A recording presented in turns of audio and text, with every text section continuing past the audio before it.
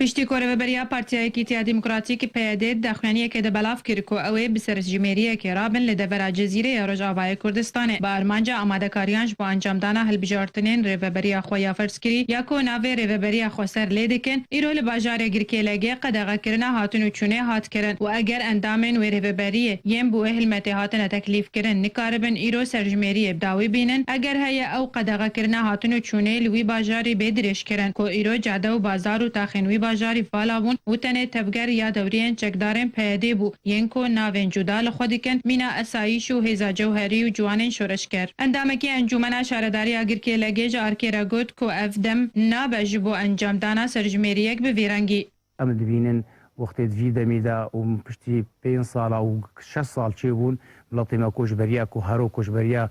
zehfê çê divê miletê me gelekî kêm bûye yani em dibêjin çima divî demê de çima nebirî 2 sal û 3 sala.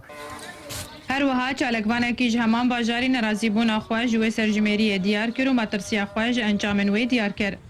يعني في ظرف هذا برأيي مدى هناك إشكالي قالك برسانا قالك تساؤلات هنا قالوا مصيري فاكسي أفكسي كوبونا بنابر وكون زان قالك تصريحات برفرسياري نافدا تويدر كذا وقت ديمستورا نسبة قالك شو دا كرد أف إحصاءها قالوا نسبة حقيقي يا ملتي كرد سوري بدي يا نو. هروها ولاتیەکی دی ji Girkêlêgê ji Arkêra ragihan ku ev serjmêrî her ew serjmêriya hêlaliye û bi taybet ku milletê Kurd li Rojavayê Kurdistanê di qonaxeke hestiyar re derbas dibe. إيرو إحصاءات شيء بوي إحصاءات نجي خدي ونوخت بينايا إيرو أم دقيق كلا جيدا نبيرو سيرو جيما أم دقرهن دخورت ورن شغلي كمية عليها ورن بكن بيدا نبون أم مجبور من أم دسيخو هادنا بشغل إحصاء دبي سير بي خورتا سير بي عالمي عائلات حمو فنابر بون يشوي أوروبا يشوي كردستان يشوي تركي إيرو هاتنا إحصاء دبيت المالي تن المالي طلبات دفتر عائلة كي سيرتشي وجبوي